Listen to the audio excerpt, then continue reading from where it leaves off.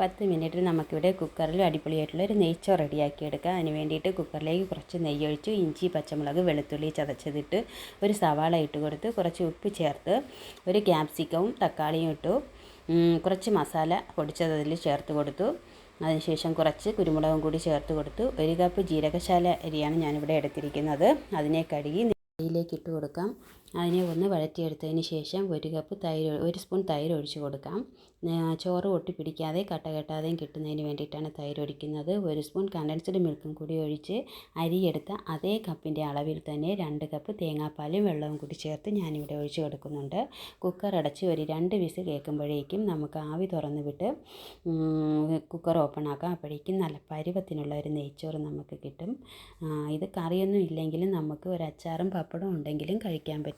Condensed മിൽക്കിൻ്റെയും തേങ്ങാപ്പാലിൻ്റെയും taste ഉള്ളത് കൊണ്ട് തന്നെ വളരെ രുചികരമായിട്ടുള്ള ഒരു ചോറാണിത്.